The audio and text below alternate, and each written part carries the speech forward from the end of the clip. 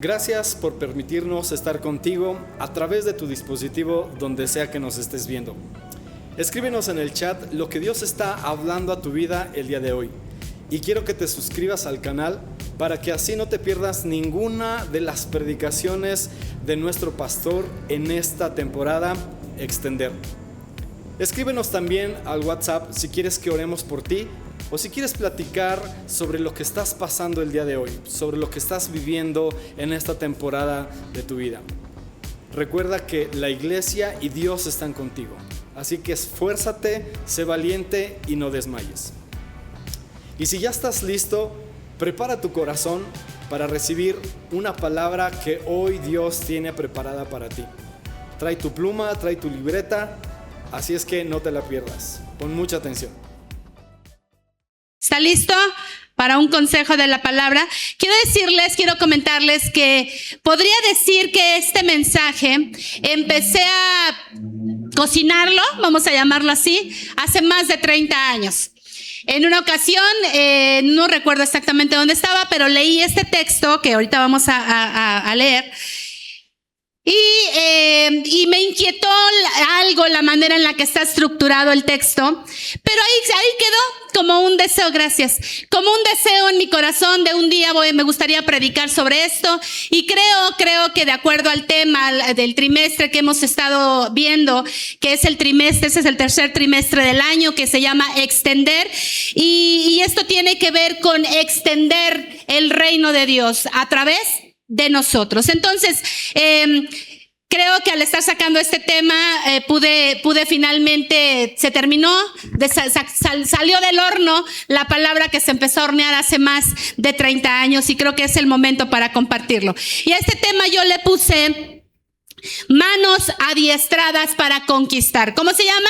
Manos adiestradas para conquistar. Y quiero ir de lleno, vamos rápidamente a este texto que te comento, que es el Salmo 144. 144, versículo 1. Dice así: Bendito sea Jehová, mi roca, quien adiestra mis manos para la batalla y mis dedos para la guerra. Bendito sea, repítalo conmigo, bendito sea Jehová mi roca, quien adiestra mis manos para la batalla y mis dedos para la guerra.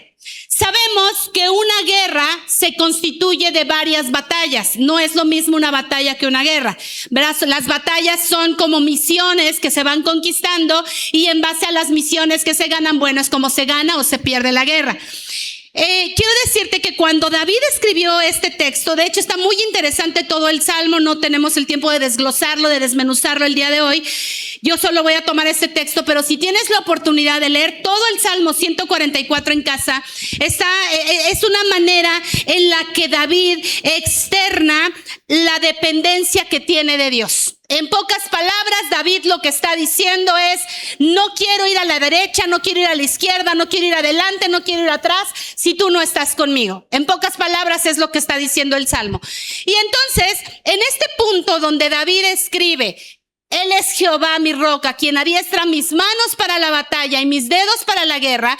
En este momento David ya estaba sentado en el trono, ya era rey de la nación de Israel. Pero entonces, para llegar a escribir este salmo, este versículo, David había pasado por aproximadamente 20 años de la primera vez que llegó Samuel, el profeta Samuel, llegó y le vació un aceite en su cabeza y le dijo: tú vas a ser el siguiente rey de Israel. Se cree que David en ese tiempo tenía entre 14 y 17 años, era un adolescente. Entonces, quiero que imagines un poquito la escena. Es un niño prácticamente se piensa entre 14 y 17 años. Es un niño que no tiene ni siquiera terminado de desarrollarse físicamente, no ha terminado de desarrollarse mentalmente, emocionalmente. Tiene conocimiento de Dios, tiene muchas habilidades. Entre ellas tenía 2 habilidades, que era el cuidar ovejas usando un cayado, y la otra habilidad que él tenía era que sabía tocar el arpa. Y con esto, bueno, él empezó muy probablemente desde muy niño a tocar el arpa, y para ese punto, cuando lo ungen como el futuro rey de Israel, él tenía seguramente una habilidad tremenda para tocar el arpa. Entonces, imagínate, hacía años él era muy hábil con sus dedos, con sus manos para tocar el arpa. Pasan aproximadamente 20 años y él escribe este texto donde dice: mis manos no solamente saben tocar el arpa, no solamente saben cuidar ovejas, mis manos hoy saben cuidar a gente. ¿Por qué? Porque David, para ese momento, él sabía que él ya no solo era responsabilidad protegerse él mismo, ahora tenía la obligación de proteger a toda una nación. Entonces, David escribe este texto 20 años después de la primera vez que alguien le dijo: vas a ser el rey de Israel. E imagínate que este adolescente le dice, y él se queda: ¡wow! ¿Qué palabra me ha dado Dios? Yo voy a ser el futuro rey. Imagínatelo, todo emocionado, quizás saltando, quizás, no sé, pero como todo adolescente, seguramente se volvió loco cuando le dijeron: vas a ser el rey de Israel. Quizá hubo cierta incredulidad por su parte, a lo mejor sus hermanos por ahí le dijeron: ¿tú? No me hagas reír, ¿cómo crees? ¿Cómo crees que tú vas a ser el rey de Israel? Entonces, no quedó todo ahí. Pasaron 20 años aproximadamente en los que él tuvo que pasar por procesos muy difíciles para que se llegara a cumplir la palabra. 20 años se dicen fácil, pero han pasado 20 años quizá desde que tú te casaste y hoy ya tienes hijos jóvenes. Han pasado 20 años desde que tú dices, no sé, me titulé, y han pasado 20 años y bueno, ya tengo mi casa, tengo mi carro, tengo mi familia. Muchas cosas suceden en 20 años. Y entonces David pasa por un proceso. Entre los primeros procesos que tiene después de que lo ungen, es que lo llevan al palacio del rey Saúl, y ustedes conocen la historia. Dice que cuando él tocaba para Saúl, un espíritu atormentaba a Saúl. Entonces vemos que él ya tenía una unción. E imagínate que alguien por ahí le decía a David: oye David, es que cuando tú tocas algo sucede con el rey Saúl, algo se alborota. Y entonces David, quizá en su inmadurez: híjole, sí, es que yo tengo la unción de Dios y Dios me está usando, qué padre, y bien emocionado.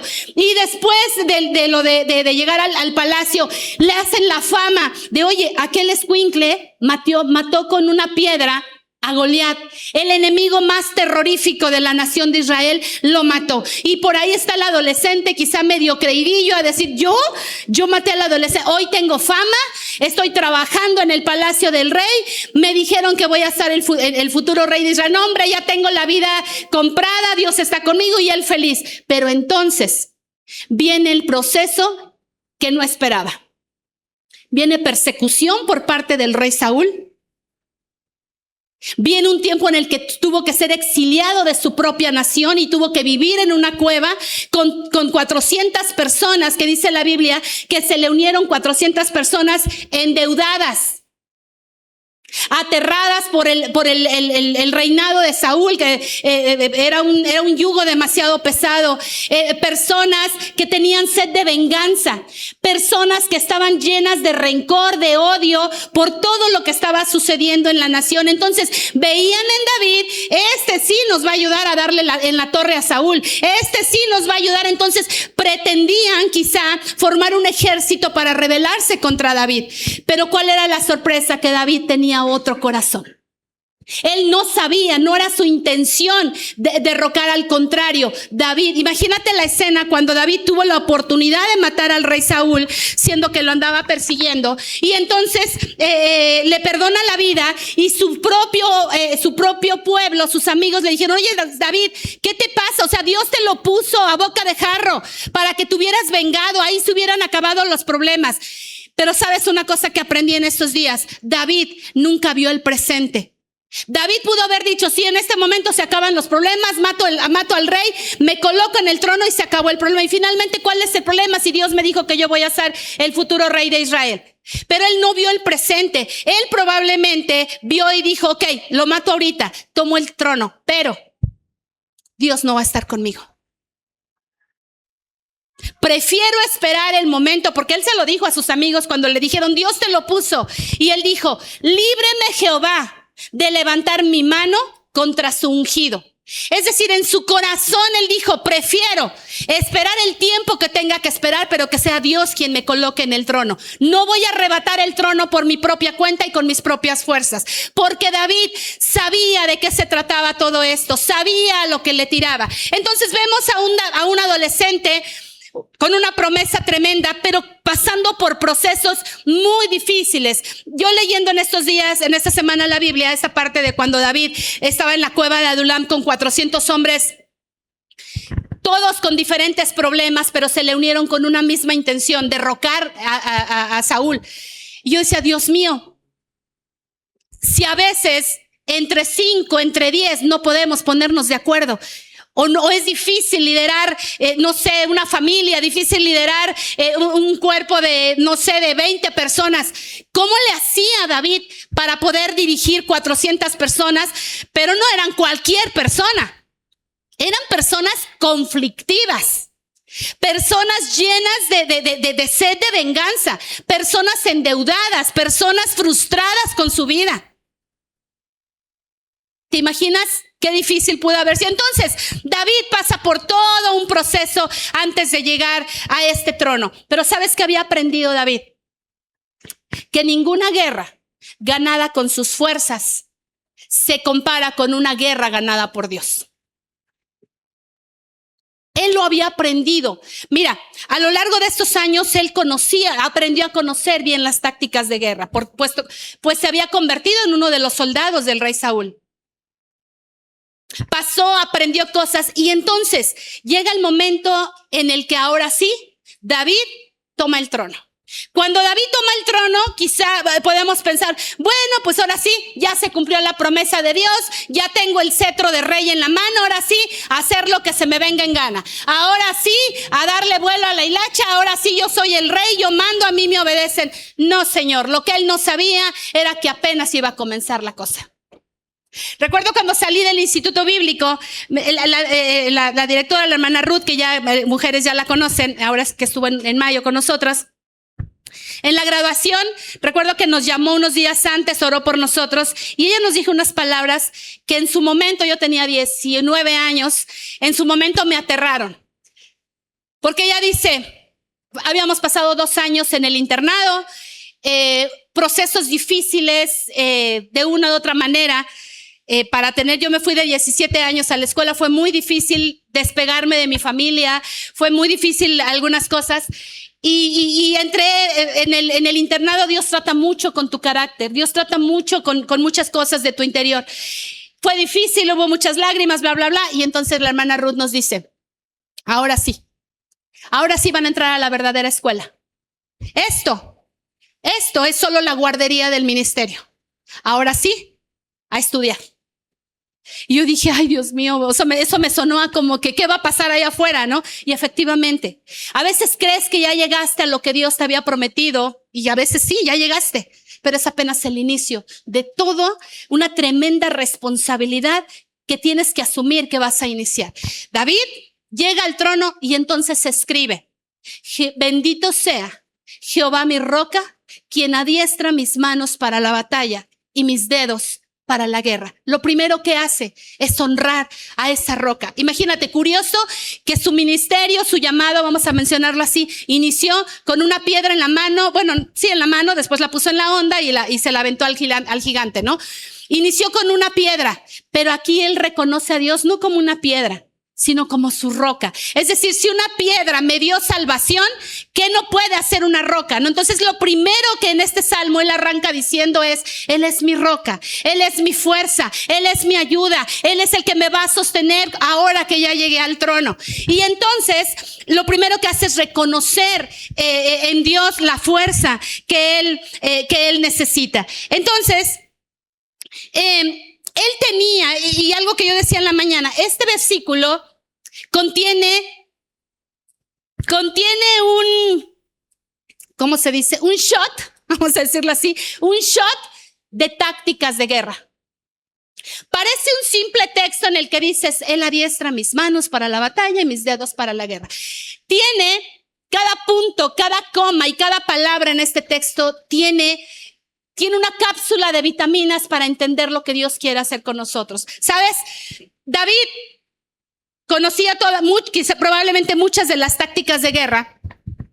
Y entonces él sabe perfectamente lo que está escribiendo.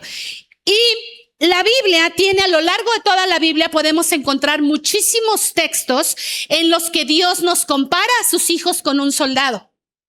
Tenemos textos en Timoteo donde Pablo le dice a Timoteo, dice, nadie que milita según nadie que milita, se me fue el texto, espérenme. Haciendo referencia a que es un soldado, ninguno que milita se enreda en los negocios de esta vida. Otro texto donde dice, he acabado la carrera, he peleado la buena batalla. Otro texto también en Timoteo que dice, tú pues sufre penalidades como buen soldado de Jesucristo. Cuando encontramos promesas como Él está conmigo, Él es mi pastor, Él es mi refugio, Él es mi ayudador, Él me va a sostener, Él me dice no temas porque yo voy a estar contigo. Todos esos versículos, promesas de Dios nos encantan y nos agarramos y nos sostenemos de esas promesas. Pero sabes, cuando encontramos textos donde dice sufre penalidades como buen soldado de Jesucristo, ¿verdad que ya no nos gusta mucho? Ya no disfrutamos mucho una palabra como esa, porque nadie quiere asumir que para ser soldado hay que sufrir. Nadie quiere asumir que de verdad alguien que se mete a la milicia va a aprender dos cosas bien importantes. Todos sabemos, somos un país que tiene ejército. No sé mucho ¿alguien aquí ha estado en el ejército? ¿Ha estado ahí en el colegio militar? ¿Alguien de casualidad? Los que hicieron su servicio para sacar su cartilla. ¿Alguien sabe cómo es? ¿Nadie? Santo Dios. Entonces, pero en el ejército sabemos que hay una de las cosas que más caracteriza al ejército es la disciplina. La formación de carácter. Y eso es lo que nosotros debemos de desarrollar en Dios. Disciplina y formación de carácter. Mira la disciplina como quiera, entre tropezones y levantadas, entre raspones y lo que sea, ahí la llevamos, como decía ahorita Pastor Chucho, ¿no? Queremos tener una iglesia más disciplinada, iglesia más puntual, y por ahí no va a faltar quien diga, ay, es que no les falta amor, es que cómo es posible que hagan eso en la iglesia, que cierren las puertas cuando es la casa de Dios. Y sí, lo entendemos. Pero es que de verdad que somos bien indisciplinados. Somos bien indisciplinados. Entonces, cuando se trata de formación de carácter, ahí es donde, como decimos en México, ahí es donde topamos con pared. No nos gusta la formación. Y mira, nos decían en la escuela bíblica, mira, si tú vienes acostumbrado de casa vienes de una familia donde hay reglas, donde hay horarios, donde hay un orden en la comida, donde hay un orden de limpieza, mira, aquí va a ser tranquilo. Pero si vienes de una casa donde nunca ha habido disciplina ni nada de eso, nadie te llamó la atención, vas a sufrirle. Y a mí me costó ver. Muchos de mis compañeros no aguantaron. Aguantaron la disciplina porque hay un orden muy estricto de disciplina. O sea, era en la mañana, a las 7 de la mañana había oración. Si ponían una canción, si no llegabas cuando la canción terminaba, en ese momento se cerraba la puerta y ya no entrabas. Si no llegabas al comedor cuando la canción terminaba, te cerraban la puerta y te quedabas sin comer. Si no comías, te gustara o no te gustara, si no te gustaba lo que te ponían en el plato y no nos lo comíamos, nos repetían la misma comida en la cena. Un día recuerdo, se acabó, no había comida en la escuela. Entonces llegaron donaciones de Estados Unidos y recuerdo que pues lo que mandaron fueron muchas latas de frijoles. Pero bueno que hubieran sido latas de frijoles de La Costeña, de esas. Eran frijoles con catsup mezclado. frijoles, eso estuvimos comiendo como una semana. Y yo decía, Dios, yo no puedo con esto, me encantan los frijoles, pero frijoles con catsup no me gustan, sabían dulces. Entonces, y recuerdo que solo había sopa aguada, la sopa era para los niños, los hijos de los estudiantes, pero todos los grandes era frijoles con catsup, una semana. Un día entramos, igual entró disciplina, que diga, se acabó la comida, y también 3 días de ayuno forzoso, obligatorio. Y una vez me acuerdo que nos dieron, también llegó de una donación de Estados Unidos y nos dieron muchas cajas de mermelada de zarzamora. Y así nos copeteaban el plato de zarzamora. Y a mí no me gusta mucho. Esa fue la única vez. No me la comí porque la probaba y me daban ganas de vomitar. Y la dejé. Y es sorpresa, en la noche cuando llego a la cena, ahí estaba otra vez la mermelada. Y me la tuve que comer porque dije, si no me la van a repetir en la mañana, y me las iban juntando. Entonces, hay mucha disciplina. Y por eso nos decían los maestros. Y me acuerdo que un maestro nos dijo, miren, en el primer día que llegamos, la primera semana que llegamos al internado, nos dijo muchas cosas como esta, nos advirtió, hay esto, hay esto, hay esto, hay esto. Si tú vienes de una casa disciplinada, no vas a tener mucho problema aquí. Pero si no, le vas a sufrir. Y más te vale que aprendas, porque si no aprendes aquí, Dios te va a enseñar. Si realmente quieres ministerio, Dios te va a enseñar a golpes allá afuera. Y yo decía, no, Señor, yo sí quiero aprender aquí. Y entonces, recuerdo que el maestro nos dijo, jóvenes, si ustedes creen que yo los estoy desanimando para que se vayan de la escuela, tienen razón. Están a tiempo. Regrésense a su casa. Regrésense a su casa, porque si creen que no están listos, es mejor que sea ahorita y no que fracasen después. Y sí, hubo muchas situaciones a lo largo del Instituto Bíblico, cosas en las que llegó a haber situaciones de droga dentro de la escuela. Se supone que jóvenes estudiando para ser pastores les encontraron droga. Una de cosas que yo tenía 17 años, así como yo ya me quiero ir de aquí, yo ya no aguanto estas cosas, me dan miedo. Y de verdad, y entonces pasaron muchos detallitos así. Y cuando nos graduamos, nos dice la directora, ya terminaron la guardería del ministerio, ahora sí van a entrar a la escuela. Y ¿cómo será afuera, no? Y efectivamente, nos pasó como a David. Ya llegué al trono, ya pasé por persecución, ya tuve todos los celos de de Saúl, ya me quisieron matar, ya pasé esto, ya llegué al trono, ya, tranquilo. No se esperaba con que apenas iba a empezar todo. Y entonces él comprendía exactamente a qué se refería. Él es Jehová mi roca. Bendito sea Jehová mi roca, quien adiestra mis manos para la batalla y mis dedos para la guerra. Entonces, primero, quiero decirte qué significa la palabra adiestrar. Significa, uno de los detalles que viene en este texto es que la palabra adiestrar viene en tiempo presente. No dice él es Jehová quien adiestró mis manos, no dice adiestrará mis manos, sino dice adiestra en tiempo presente. Esto nos anuncia, David lo tenía muy claro, que el adiestramiento por parte de Dios es todos los días. No hay situación que tú pases en casa, en la calle, en el trabajo, que no sea parte del adiestramiento que Dios tiene contigo. Porque te va a adiestrar de acuerdo al propósito que tiene para ti. El adiestramiento que Yola y Hugo están viviendo no es el mismo adiestramiento que necesitan hermano Círigo. No es el mismo adiestramiento que necesitan ustedes que el que necesitan ellos. Porque cada propósito es diferente. Entonces David dice, él es el que adiestra mis manos para la batalla, porque cada batalla es personal, porque cada guerra se pelea de diferente manera y de forma 100% personalizada. Entonces Dios prepara la forma en la que va a prepararnos y en la que va a adiestrarnos, pero eso sí te puedo decir, todos los días Dios te va a adiestrar. Cada tiempo de enojo, cada tiempo de pleito, cada tiempo de enfermedad, cada tiempo de escasez, cada tiempo de lo que sea, es parte de lo que Dios quiere enseñarte. Para tu carácter, para tu espiritualidad, para que crezcas como persona, para que madures emocionalmente, para que aprendas cosas que de otra manera, hermano, hermana, no podrías aprender. Tienes que entrar en un adiestramiento todos los días. Entonces, imagínate, yo les decía en la mañana, Dios te mete a un adiestramiento completamente personalizado. Imagínate a Josué en la Biblia.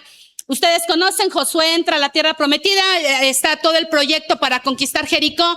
Y entonces Josué recibe la instrucción. Mira, se van a formar de la siguiente manera. Hasta adelante va a ir el arca con los levitas, con los sacerdotes, después va a ir el ejército, después va a ir el pueblo, en fin, hasta el final va la retaguardia, van a ir en ese orden, pero vas a convocar a que den 7 vueltas a la ciudad y el 7º día todos van a gritar, bla, bla, bla, bla, bla. Le dio todas las instrucciones.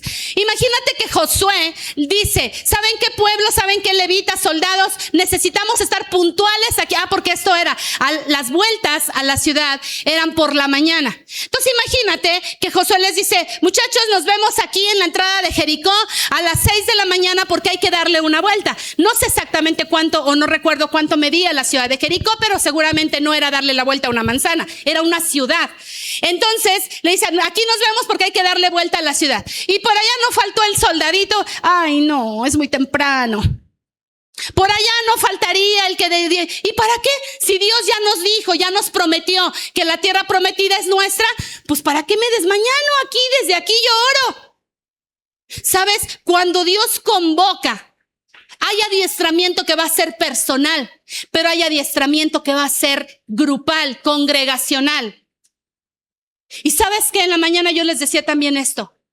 ¿Saben qué, iglesia? Si no entendemos que esto de ser hijo de Dios es una guerra diaria, por eso vemos un montón de cristianos frustrados, un montón de cristianos decepcionados, un montón de cristianos emocionalistas que un tiempo quieren buscar a Dios y otro tiempo ya no quieren, que un tiempo sirven a Dios y otro tiempo ya no sirven, y un tiempo están orando como si se quisieran devorar el mundo espiritual y en otro tiempo ya no oran. ¿Por qué? Porque no hemos entendido que somos parte y somos parte activa y parte pasiva de una guerra. La parte activa es, tengo la espada para matar.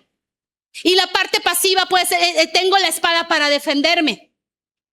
Y cualquiera de los dos casos, Dios nos ha provisto de esa armadura, porque tenemos espada y tenemos el escudo de la fe, dice Efesios capítulo 6. Entonces, si no entiendes, hermano, hermana, que tú y yo somos parte de una guerra activa de todos los días y de 24 horas al día, no vamos a tomar nuestra posición como hijos de Dios en serio. David, cuando escribió este texto, de verdad tenía bien claro a qué lo había llamado Dios. Por eso él empieza a decir esta frase, ¿no? Él adiestra mis manos para la batalla y mis dedos para la guerra. Entonces, adiestrar está en tiempo presente. El significado de la palabra adiestrar es preparación con disciplina y constancia.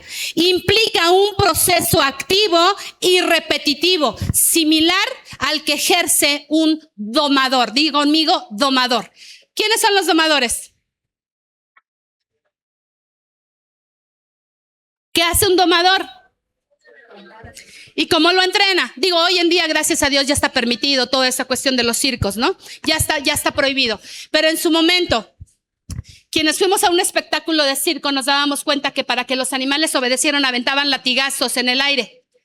Entendemos que eso era en público, pero a solas seguramente el látigo era sufrimiento para ellos. Qué triste, ¿verdad? Que esas cosas nos divertían a los niños antes. Qué bueno que las generaciones de ahora ya no tienen que ver eso. Entonces, eso es lo que significa la palabra adiestrar. Es un verbo por parte de Dios que implica domación, sería ustedes me entienden. Entonces, cuando entiendes o aprendes que Dios no te está adiestrando, sino más bien nos está domando, entiendes que el entrenamiento cobra otro sentido, ¿verdad que sí? Cobra 100% otro sentido. Porque a lo mejor Abby no necesita que Dios la dome como tiene que domar pongan el nombre, como me tiene que domar a mí. ¿Por qué? Porque el carácter de Abby, el proceso por el que Abby ha pasado, el proceso por el que tú has pasado no es el mismo que yo. Dios tiene que domarme de diferente manera. Seguramente los domadores no batallaban tanto para domar o entrenar a un changuito que domar a un tigre. O domar a un elefante no era lo mismo, seguramente. Cada quien necesita su propio proceso de adiestramiento. Entonces, eso es lo que significa la palabra adiestrar. Ahora, me di a la tarea de tomar algunos pensamientos con los que algunos escritores cristianos han comparado las manos. Y estudiando sobre esto me di cuenta cuántos textos hacen alusión a las manos de un hijo de Dios y a veces ni cuenta nos damos. Entonces, algunos de estos escritores cristianos, uno de ellos decía, las manos, hablando de esta parte, de Él es el que adiestra mis manos, mueve tus manos conmigo. Dios está adiestrando tus manos. Entonces, las manos, dice este escritor, él las compara. Dice que las manos son una ventana de los pensamientos, porque tus manos van a ejecutar lo que primero se planeó acá. Otro escritor dice, las manos son como un instrumento en el que los dedos son las teclas y tú mismo escribes una melodía todos los días. Hace tiempo escribí por ahí un pensamiento que tuve y decía algo más o menos así. Y decía, ponle el ritmo y el tono que quieras a tu vida, pero después no te quejes de la melodía que tú mismo escribiste. Todos los días escribimos una canción con lo que hacemos. Es una canción que la escribimos nosotras, con lo que hacemos, con lo que hablamos, con lo que pensamos, con cómo nos relacionamos con los demás. Todos los días le estamos poniendo una nota a nuestra canción personal. Y cada quien va a terminar cantando la canción que al final de nuestra vida vamos a terminar cantando la canción que nosotros mismos escribimos. Ya de nosotros sabremos si con esa canción vamos a bailar o ya la pondremos en nuestro funeral. Es una responsabilidad lo que hagamos todos los días. Y déjame enseñarte que para este momento que David escribe este texto, te decía, él conocía los métodos y las tácticas de guerra. Él era experto en usar la honda. ¿Se acuerdan que con esa mató al gigante? Bueno, en aquellos tiempos había 4 armas principales durante las guerras.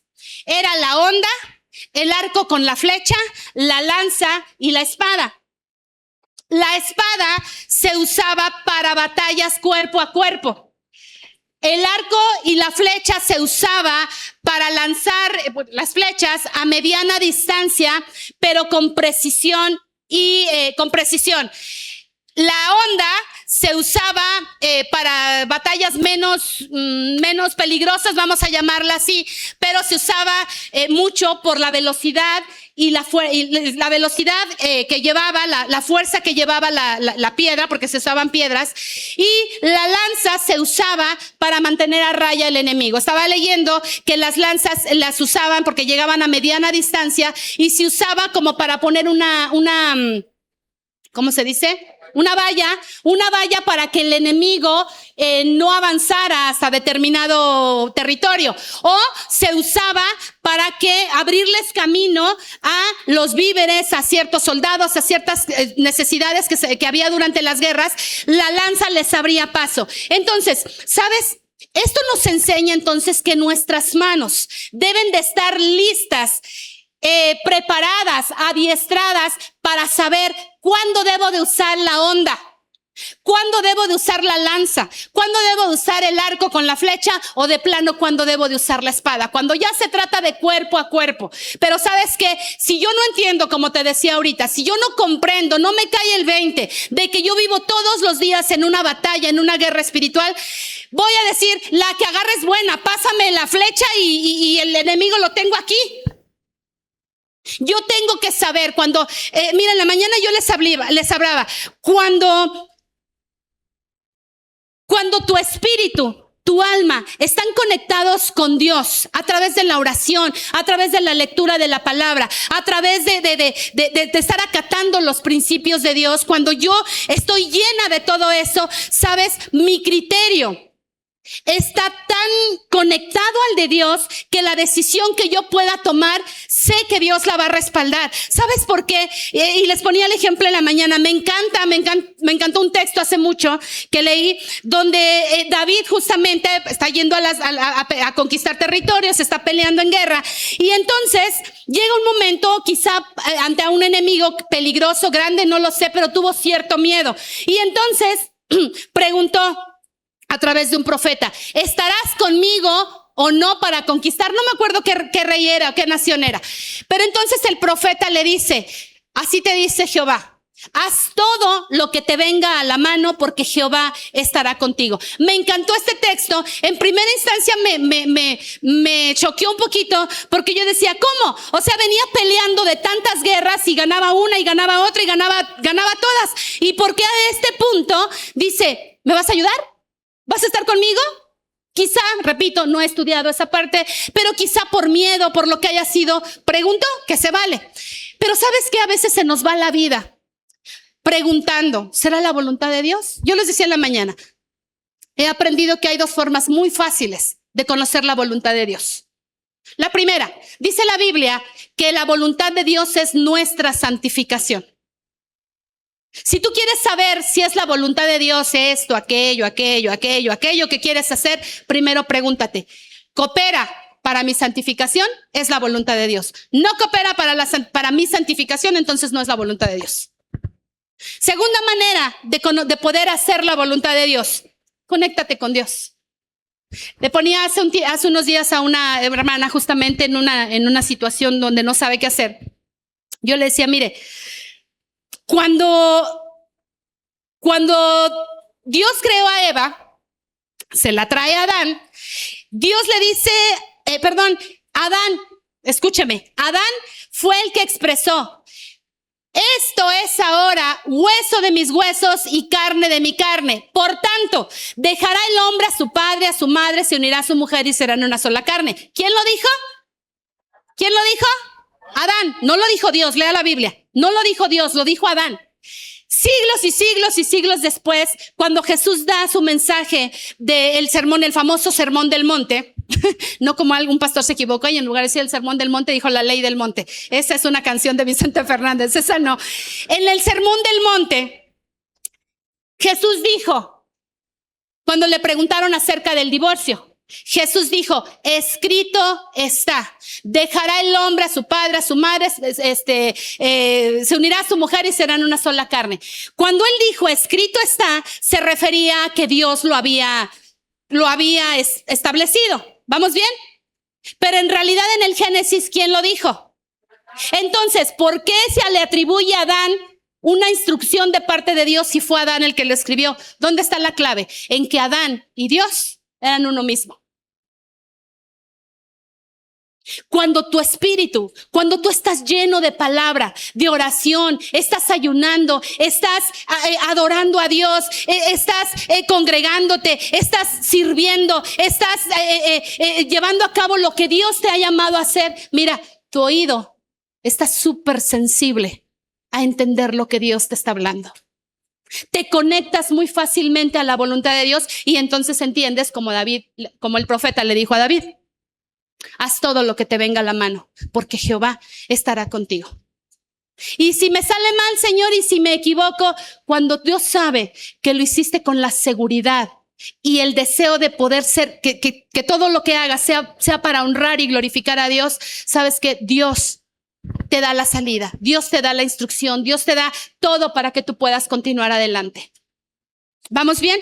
Entonces, esto es lo que puede representar que Dios adiestre tus manos para la batalla, que tú sepas cuándo usar la espada, cuándo hay que trenzarnos con el enemigo de cuerpo a cuerpo. ¿Sabes qué, diablo? No te vas a salir con la tuya, no me vas a ganar, no me vas a tirar, no me vas a vencer. Pero ¿qué es lo que pasa? Queremos agarrar al diablo a pedradas. Y al hermano que nos hace enojar, a él lo queremos agarrar con la espada. ¿Por qué? Porque no sabemos discernir cuándo usar qué cosa en la guerra. Pero, mira, yo les explicaba también en la mañana. Cuando tú entiendes que absolutamente todo lo que haces en tu caminar con Dios es parte de una guerra, vas a pararte de manera diferente. Cuando tú adoras a Dios, tú estás guerreando. Cuando cantas a Dios, estás en guerra. Cuando vienes y te congregas, estás en guerra. Cuando aquí adelante los que están ministrando te dicen, levanta tus manos. ¿Tú crees que nada más porque sí, Ur y Aarón le levantaron las manos a Moisés? ¿Se acuerdan de esa historia? Dice la Biblia que cuando Moisés tenía las manos en alto, ¿qué sucedía? El pueblo prevalecía. ¿Tú crees que nada más era porque sí? Cuando levantamos las manos es una manera de rendirnos ante Dios y estás haciendo guerra. Incluso en la mañana les decía, incluso cuando entiendes que estás en guerra, tu diezmo, tu ofrenda, lo das de manera diferente porque nunca lo vas a dar pensando en cualquier otra tontería que por ahí vemos. Porque sabes que darle a Dios es entender que es una guerra por mis finanzas. Porque la Biblia dice, yo reprenderé por ustedes al devorador. Porque la ofrenda o el diezmo, lo que tú des para Dios no se trata de si está en el Antiguo, si está en el Nuevo Testamento. Se trata de agradecimiento a Dios. Y cuando entiendes que es eso, que es una manera de hacer guerra, sabes que tú entiendes que lo mínimo que puedo hacer para agradecerle a Dios es dar un poco de lo mucho que Él me ha dado. Pero cuando no lo entendemos, ¿qué pasa? Cuando yo entiendo que adorar y alabar a Dios, yo siempre peleo, con todo mundo peleo por una razón. Y perdón porque aquí voy a pisar algunos callos y de verdad no es contra nadie. Pero algo que a mí me hace enojar es que alguien no llegue al tiempo de alabanza. No esté en el tiempo de alabanza o de adoración. Y se los dije el otro día a las maestras, que tuve una junta con ellas, las maestras de niños. Si tú no vienes al tiempo de alabanza y adoración y vienes solo por la palabra, solo te llevas la mitad porque tú veniste a recibir. ¿Y tú qué trajiste? Cuando tú adoras y alabas a Dios, una cosa es que lo hagas a solo, pero cuando tú lo haces de forma congregacional, dice la Biblia que Él se mueve en medio de la alabanza de su pueblo y ella está hablando de una congregación. Mucha gente por alguna extraña razón tienen el chip de con que lleguemos a la predicación, con eso es suficiente. Sí, tú te llevaste una palabra y ¿qué le trajiste a Dios? ¿En qué momento veniste a rendirte? Por eso es que queremos fomentar esta cultura. Iniciando la alabanza se cierran las puertas. Y sabemos que nos estamos arriesgando a el que se va a ofender, el que va a decir que no hay amor, es que esto, es que aquello. Lo entiendo. Y no es que queramos hacer parecer la iglesia súper disciplinada, porque nos falta muchísimo, pero creo que podemos comenzar por meternos en la cabeza que si vienes a un servicio o a lo que antes se le llamaba un culto, que es correcto decirle culto, porque de ahí viene la palabra cultura, es cuando adquieres una cultura. Venir a la iglesia es una cultura, un hábito que tenemos que fomentar. Entonces, nos falta mucho para ser una iglesia disciplinada, pero creo que podría ser un buen inicio. Iniciando el servicio, las puertas se cierran. Y no es que te vamos a prohibir la entrada, puedes esperar un rato afuera hasta que haya el tiempo de salud al hermano que está a tu lado y entonces métete. ¿Todos están de acuerdo? ¿Hacemos un censo? Porque de verdad esto es serio. Es una guerra. Por eso, como mencionaba ahorita, por eso hay un montón de cristianos frustrados, fracasados, emocionalistas, dependientes de sus emociones para ver si adoran o no adoran a Dios. ¿Tú crees que todos los que predicamos, los que ministramos, los que servimos, siempre tenemos todo el ánimo hasta arriba de servir a Dios? No. Aquí todos los que servimos, Chucho, Cheque, Joanán, los muchachos, los servidores, los músicos, todos hemos estado así como que muchas gracias, ya no quiero nada. Todos. Pero hemos aprendido algo. No sé, estamos aprendiendo porque a lo mejor no lo hemos aprendido del todo. A dejar de ser emocionalistas y entender que por encima de mis emociones, Él sigue mereciendo la gloria y la honra. Entender que por encima de lo que siento, por encima de mis ganas o mi falta de ganas, Él sigue mereciendo a veces cuando a mi vida han venido desánimos fuertes, yo digo, a lo mejor me equivoqué, a lo mejor Dios ni me llamó, a lo mejor estoy perdiendo el tiempo aquí y vienen tantos pensamientos. Y entonces viene a mi mente lo que Dios hizo cuando yo era niña. cuando Dios me libró de la muerte y cuando mi madre le dijo a Dios, si la dejas viva, déjala viva para que ella un día te sirva. Y entonces digo, no, esto no puede ser invento de mi mamá ni mío. Esto es de Dios. Y sí, como alguien decía, me permito estar desanimada un día, 2 días, vámonos arriba. Ya lloré lo suficiente, vámonos arriba. Porque no podemos, no debemos de depender de nuestras emociones, porque esto es una guerra. Es una guerra contra el enemigo. Tú tienes un enemigo llamado Satanás, con todas sus letras. Tienes enemigos llamados demonios, huestes, potestades, principados que están buscando tu cabeza. Y nosotros con la flojera, con la falta de oración, con ausencia de palabra, con falta de ganas de venir a la iglesia, con falta de ganas de muchas cosas. ¿A dónde vamos a ir? Y por último, dice, adiestra mis dedos para la guerra. Te comparto esto. Aprendí estudiando sobre los 5, ve tus 5 dedos. Ve tus 5 dedos. Cada uno de estos dedos representa algo muy importante. ¿Me pones por favor la cita de Éxodo 29:20, Chucho, por favor? Dice, y matarás el carnero y tomarás de su sangre y la pondrás sobre el lóbulo de la oreja derecha de Aarón, sobre el lóbulo de la oreja de sus hijos. ¿Sobre el dedo qué? ¿Cómo? Sobre el dedo pulgar de las manos derechas de ellos. No voy a explicar todo el texto porque también es muy profundo, pero sabes, dice que se ponía sangre sobre el dedo pulgar. Estudiando sobre el dedo pulgar, es el dedo más importante de la mano, le llaman el capitán de la mano, porque es el único que puede tocar los otros 4 dedos. Sin este dedo no podríamos ejercer la acción de hacer de la mano una pinza. Sin este dedo no tendríamos la suficientemente fuerza para cargar cualquier cosa. Este dedo es el dedo más importante. ¿Y crees que es casualidad que le ponían sangre en el dedo pulgar a los sacerdotes? ¿Sabes qué representaba? Consagración. El dedo pulgar necesita hacernos entender que yo necesito consagrarme para Dios. Por eso la Biblia dice, el que esté sucio, ensúciese más, y el que esté santificado, santifíquese más. Dejemos de estar jugando a los tibios. O de plano, decía un pastor, hay gente que ni para pecar sirve, porque ni peca bien, ni se santifica bien. Está a la mitad. Ni los quiere Dios, ni los quiere el diablo, decía él. Este dedo significa que Dios quiere tu consagración. Deja de jugar. Deja de abrirle puertas al enemigo. Santifícate. Si estás viviendo en unión libre, cásate, porque si no estás viviendo en fornicación. Hay gente que de verdad es doble cara. Afuera vive una vida y aquí adentro viene a vivir otra. Allá afuera, mentadas de madre y groserías y peleas y todo, y aquí viene y levanta sus manos. Allá afuera en absoluta rebeldía y aquí es otra cara. Dejemos la doble cara.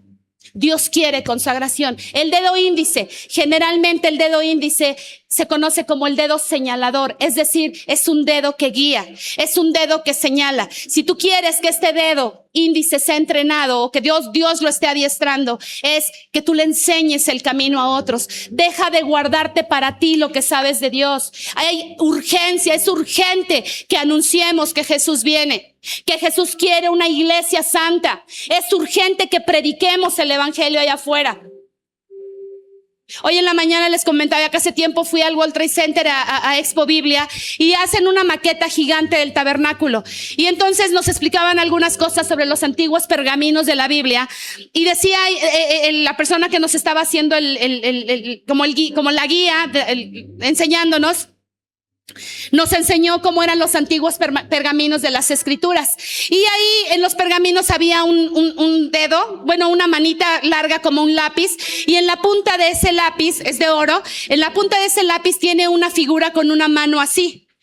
Y él nos explicaba que los rabinos en la antigüedad, no sé si ahorita todavía, dice que ellos consideraban tan sagrada la escritura que no se atrevían a que el dedo humano tocara esos libros, sino que por eso los rabinos usan esa manita como representante del dedo de Dios para poder leer las escrituras. Y eso me conmovió de verdad hasta las lágrimas, porque yo decía, Dios mío, ¿en qué momento perdimos la reverencia por la palabra? ¿En qué momento descuidamos la palabra al punto que nos da lo mismo botarla por ahí todo el tiempo? Algo que yo les decía también, no estamos en contra. Mucha gente dice, no, es que la Biblia en el celular no está bien, debe de ser el libro y no sé qué. Mira, en tiempos antiguos no era libro. La primera Biblia que existió para pronto se escribió en piedra. No vas a traer la piedra a la iglesia, ¿verdad? Después se empezó a escribir en pieles de animales. Después se escribió sobre papiros, después en rollos. Después, bueno, ya fue papel. La primera Biblia que se imprimió cuando se inventó la imprenta era una Biblia de casi 1 metro de largo. Aquellos que dicen que está mal traer la Biblia en el celular, habría que darles esa primera Biblia que se imprimió en la imprenta, esa Biblia de 1 metro, para que se sientan más ungidos, ¿verdad? Entonces, ¿sabes? Yo creo que la importancia no está en el material, la importancia está en la reverencia que le tienes aquí adentro. En cuanto ejecutas, no es el material, si es papel, si es piel, si es piedra, es que si la tiene. Pero ¿sabes qué? Yo me he dado cuenta y lo he hecho a propósito. Gente que a veces atiendo, con la que platico, a veces le digo, ábreme tu Biblia en tal texto. Ni siquiera tienen la Biblia en su teléfono. Oye, ¿qué dice tal texto? Los básicos. No se la saben. Jóvenes de 30 años para abajo. O te alineas con Dios, o solo Dios sabe qué va a pasar con tu generación cuando esta generación de los 40 para arriba ya no estemos. Porque las generaciones más jóvenes no se molestan una vez a la semana de abrir sus Biblias. Pero pregúntales de las aplicaciones que hay en el teléfono. Pregúntale de los TikToks. De verdad, estamos en una guerra. Esto no es un juego. Chavos, el diablo no anda jugando. Hace unos días yo hablaba con mi hijo y le decía yo, Jaciel, porque tuve un sueño muy extraño con él, y yo le decía, Jaciel, busca a Dios.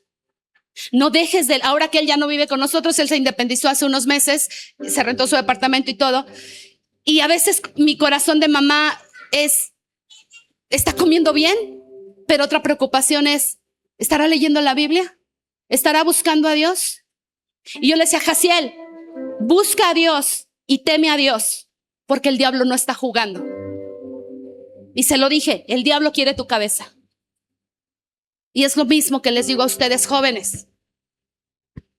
No los estoy regañando. Dios sabe cuánto los amamos, jóvenes. Pero de verdad es tiempo de entender que estás en una guerra. Deja de estarte llenando el cerebro 8 horas al día de celular y ni siquiera 10 minutos para leer la Biblia o orar.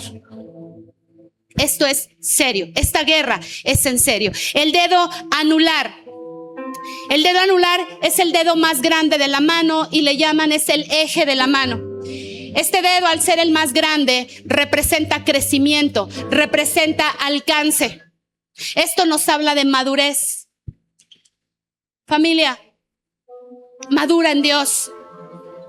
Deja de llorar ya por tu pasado. Ya fue. Mejor pregúntale a Dios para qué te permitió vivir ese pasado. Deja de llorar tu pasado. Vive tu presente. Crece en Dios. Busca crecer, busca seguir aprendiendo. No te creas que ya lo sabes todo. Lo que el enemigo te robó, extiéndete y recupéralo. Alcánzalo y recupéralo. Porque Dios te lo dio para ti. No dejes que el diablo te lo arrebate. El dedo anular. Dice que este dedo, estudiando sobre anatomía, dice que este dedo le da equilibrio a la mano. Pero me gusta más pensar que este dedo es el que usamos para el anillo de matrimonio. Hoy no me puse anillos, así es. Pero el dedo anular es para los anillos. Y el anillo generalmente representa compromiso y promesa. Comprométete con Dios. Comprométete con lo que Dios te ha llamado a hacer. Si Dios te llamó es porque ya te dio para hacer lo que tienes que hacer.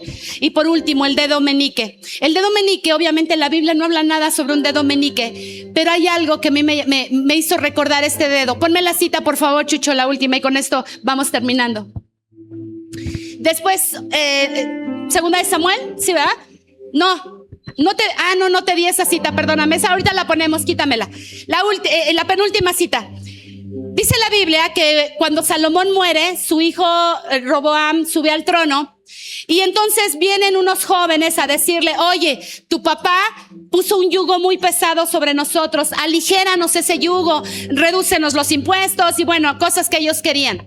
Y entonces este rey, hijo de Salomón, con mucha altanería, con mucha soberbia, dijo estas palabras: díganles a esos jóvenes que el dedo más pequeño de mi mano es más grueso que los lomos de mi padre.